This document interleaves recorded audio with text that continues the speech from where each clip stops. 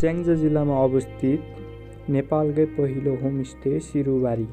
आज हामी जाँदैछौँ सिरुबारी। सिरुबारीका फाउन्डर हुनुहुन्छ रुद्रमान गुरुङ र 43 घरहरूबाट सुरु भएको यो गुरुङहरूको बाहुल्यतामा रहेको नेपालकै पहिलो होमस्टे सिरुबारी। पोखराबाट हामी करिब 3 घण्टाको ट्याक्सीमा यात्रापछि सिरुबारीभन्दा नजिकै पुग्यौँ। त्यहाँबाट हामीले अरू गाउँहरू अवलोकन गर्दै सिरुबारी जाने निर्णय गरियो।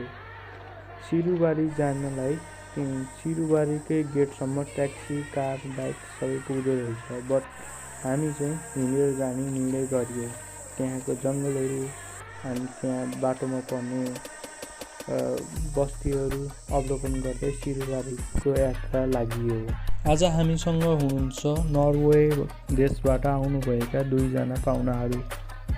आज हामी उहाँहरूसँग गुरुङहरूको बाहुल्यतामा रहेको सिरुबारी होमस्टे भ्रमण गर्दैछौँ र तपाईँहरूलाई पनि हामी लग्नेछौँ अवश्य।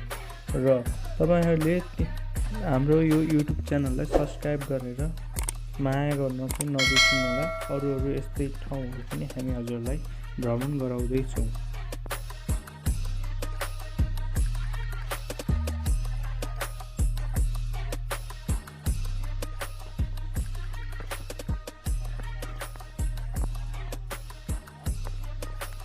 सिरुबारी आउनलाई पोखराको छोरेपाटनबाट स्याङ्जा, भैरवा र सुनौली हुँदै आउने बाटो स्याङ्जाको बाटो आउनु पर्ने हुन्छ र पोखरादेखि सिरुबारी होमस्टेसम्म बाटो कालोपत्रे नै छ र बिचमा चाहिँ कुनै ठाउँमा चाहिँ कालोपत्रे बाँकी हुने क्रम बाँकी नै छ।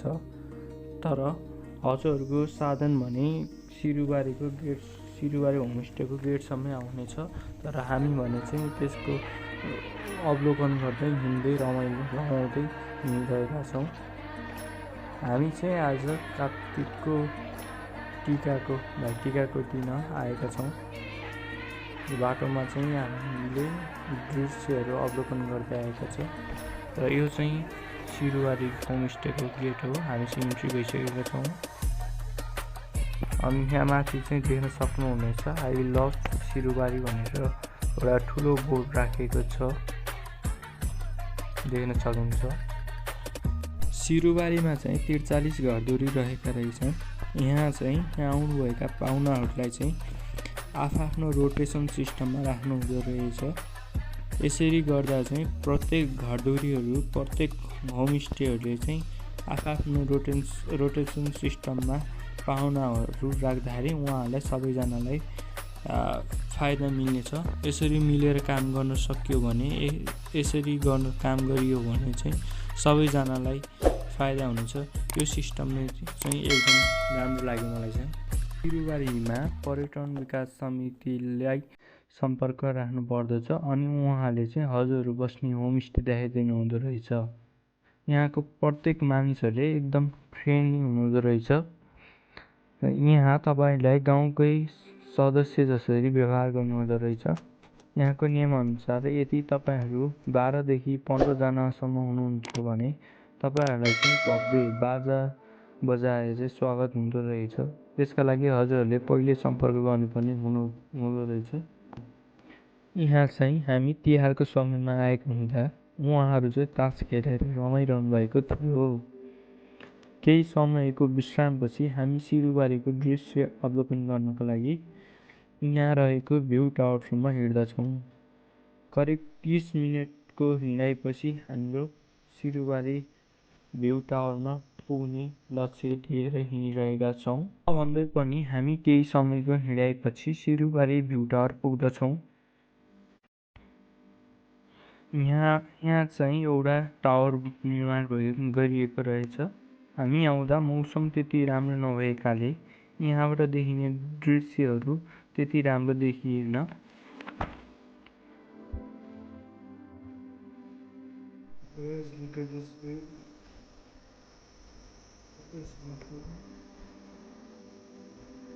How is your feeling? Yeah. You like the Sirubaरी or not? भ्यू टावरमा केही समय बिताएपछि फेरि हामी होमस्टेतिर फर्क्यौँ।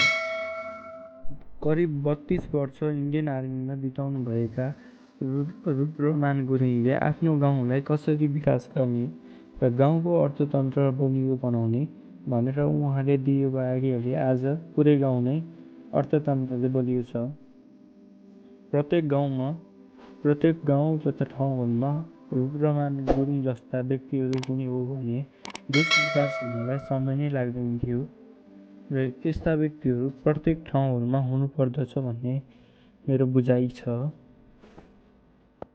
टावर अवलोकनपछि हामी गाउँ अवलोकन गर्दै छौँ। गाउँका प्रत्येक घरहरू एकै प्रकारका देखिन्छन्। यदि तपाईँहरूको गाउँ पनि टाढा छ भने यो गाउँ अवश्य घुम्नुहोला। यो गाउँमा तपाईँले आफ्नै गाउँको सदस्य जसरी माया पाउनुहुनेछ र यहाँ पनि देख्न सक्नुहुनेछ। हामी चाहिँ गाउँ नजिकैको अर्को गाउँ घुम्नको लागि आएका छौँ। यो गाउँ पनि सिरुबारीमै पर्दछ, तर यहाँ चाहिँ गुरुङ बस्तीहरू बस्नु हुँदो रहेछ, अर्कै बस्तीको बाहुल्यता रहेको छ। अनि अहिले चाहिँ हामी तिहारको समयमा आउँदाखेरि देउसी भैलो खेलिरहनु भएको थियो उहाँहरू। त्यसरी नै इन्जोय